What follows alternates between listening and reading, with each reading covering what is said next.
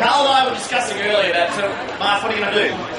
And we shared a few ideas around and stuff, and I said to him, I'm going to do space counting. And he said to me, what? That's exactly what happened. Because Carl heard me say space counting. Yeah, there needs to be subtitles down here. But space counting. And I said, Carl, you should know this because it's in your last book. But he heard space counting. It is actually space. S-P-A-C-E. Count. Can I invite a volunteer to step forward? Who would like to come forward and I'll demonstrate what this is about to look like. You've got it. Fantastic. Okay. So Amy and I are going to be engaged in Mortal Kombat in terms of competition because your plan is to win and so is mine. Here's what we plan to do. Just using your finger, imagine it's like a writing utensil. In this space counting, space, you're going to write the numbers from 1. We'll only go as far as 20, just to give people an idea, but they're going to go to 30 shortly. So it's 1 to 30, just as you learned at school. The key is to get there first. You need to write the numbers as you know them. It's an honest system. If at any point you write a number and it doesn't look particularly legible, feel free to go back and do it again. But your object is to get to the number as quickly as possible. When you get there, throw your fist up in the air to indicate that you got there first. Okay. Got the idea, Amy? 20 or 30? We're going only to 20 to give them an idea of what this looks like. You got the idea? Are you ready? Go.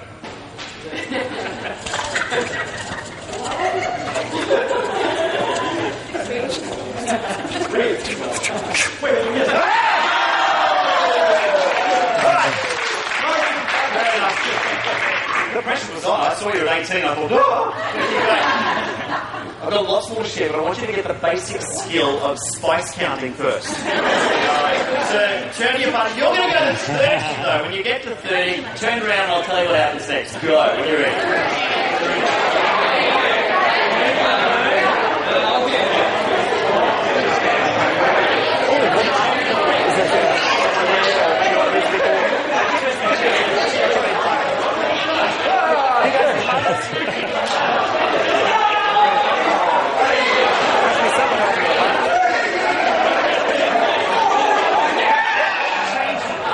Working with a group of educators, you're going to see some value in this in just a second. And I really appreciate Carl writing it in his latest edition of Silver Bullets because I found a great deal of fun with this. Rather than the competitive realm, I'm going to invite you into the cooperative realm now. With your partner, your object is only to go to 15.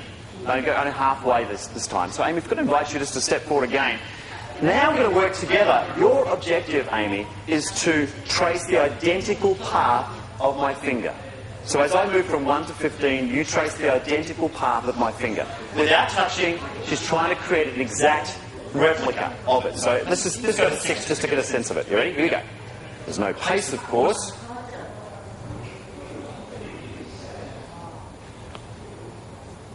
You're going backwards.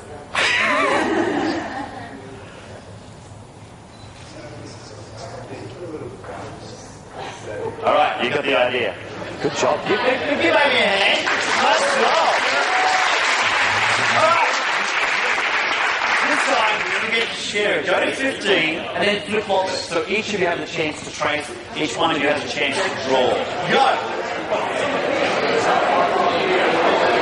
You guys.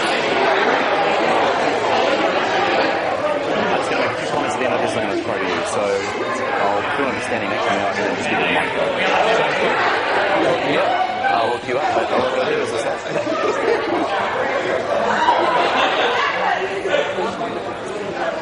There is so much potential I've discovered in the activity, but let me just ask you a couple of questions before we move over to Nate.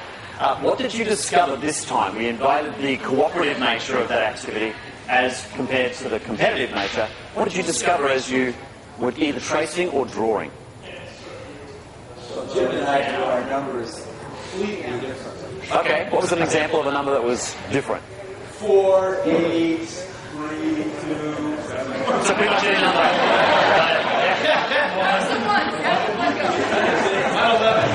Oh no. I thought 1 was pretty safe until I had a volunteer, and I was the one tracing, and I went like this. I was already halfway through 2, thinking that 1 was just simply a single stroke. Pretty crazy. What else? What else did you notice?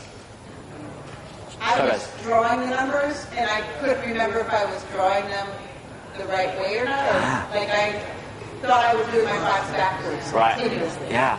And I'm really reminded as an educator, and I'm sure this resonates for you, is that we get so caught up thinking that my job is to do numbers backwards. We forget what our actual job was, to simply trace the finger identically.